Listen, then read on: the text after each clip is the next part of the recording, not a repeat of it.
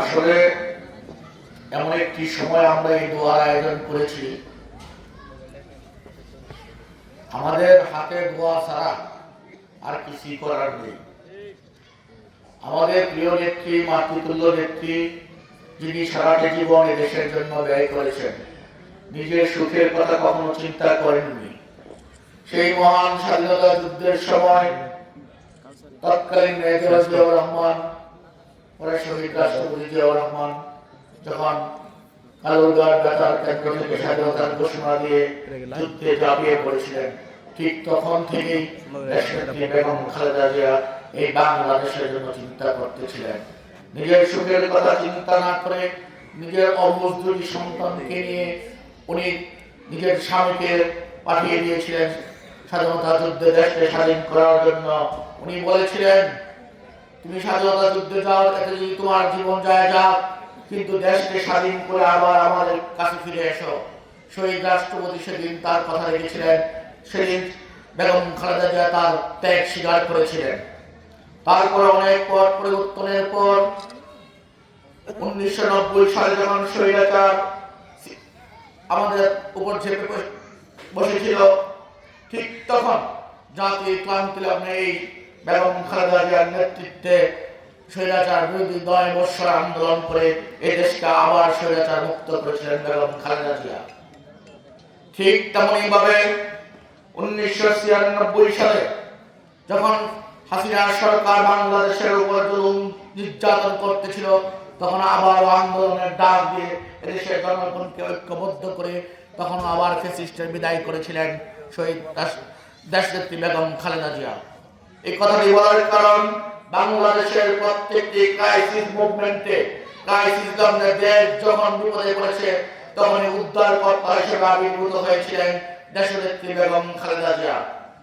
আজকে এই ক্রান্তিকালে স্বৈরাচার পতনের পর, গণঅভ্যুত্থানের স্বৈরাচার পতনের পর দেশ একটি ক্রান্তিকাল অতিক্রম করছে। এই ক্রান্তিক লগ্নে দেশনেত্রী বেগম খালেদা জিয়াকে বলেই প্রয়োজন আমাদের। এই দেশকে পুনর্গঠন করতে হলে, এই দেশকে সামনের দিকে এগিয়ে নিয়ে যেতে হলে দেশনেত্রী বেগম খালেদা জিয়ার বলেই প্রয়োজন। স্বাধীনতা সার্বভৌমত্ব রক্ষা করতে হলে দেশনেত্রী বেগম খালেদা জিয়ার প্রয়োজন। গণতান্ত্রিক অধিকার আদায় করতে হলে দেশনেত্রী বেগম খালেদা জিয়ার বলেই প্রয়োজন। আমাদের মৌলিক অধিকার আদায় করবার জন্য, মৌলিক অধিকার রক্ষা করবার জন্য একমাত্র বাংলাদেশে একজন নেত্রী রয়েছেন, তিনি হলেন দেশনেত্রী বেগম খালেদা জিয়া। আলেম ওলামাদের সম্মান, মসজিদ মাদ্রাসার সম্মান, ইসলামী মূল্যবোধের সরকার প্রতিষ্ঠার জন্য, ইসলামী মূল্যবোধের সমাজ কায়েম করার জন্য একমাত্র বাতিঘর দেশনেত্রী বেগম খালেদা জিয়া। কথা বললে অনেক বলা যাবে। যখন সারা পৃথিবী বাংলাদেশ থেকে মুখ ফিরিয়ে নিচ্ছিলেন, ঠিক তখনই সৈন্য গৃহবধূ থেকে রাজনীতির মাঠে এসে আবির্ভূত হন, ধূমকেতুর মতো আবির্ভূত হন দেশনেত্রী বেগম খালেদা জিয়া। আজকে আমরা যারা এখানে বসে আছি, আমি জানি না কারোর সাথে বেগম খালেদা জিয়ার কোনো স্মৃতি রয়েছে কিনা। আমার একটি স্মৃতি রয়েছে, যে স্মৃতিকে মন্থন করে, যে স্মৃতিকে পুঁজি করে, যে কথাটিকে নিজের ধারণা করে আমি আজকের এই পজিশনে এসেছি, তার একমাত্র কারিগর দেশনেত্রী বেগম খালেদা জিয়া। 2013 সালে ঈদের সময় দেশনেত্রী বেগম খালেদা জিয়া তৎকালীন বিরোধী দলীয় নেত্রী, উনি যখন ঈদের শুভেচ্ছা বিনিময় করতেছিলেন চিন্ময়ী সম্মেলন কেন্দ্রে, সেদিন আমি ম্যাডামকে সালাম দেওয়ার জন্য সেখানে গিয়েছিলাম। ম্যাডাম আমাকে ডেকে বললেন, তুমি একটু পরে আমার সাথে ওই পাশের রুমে দেখা করো। তৎকালীন মুখপাত্র ডক্টর আসাদুজ্জামান রিপন ছিলেন বিএনপির মুখপাত্র।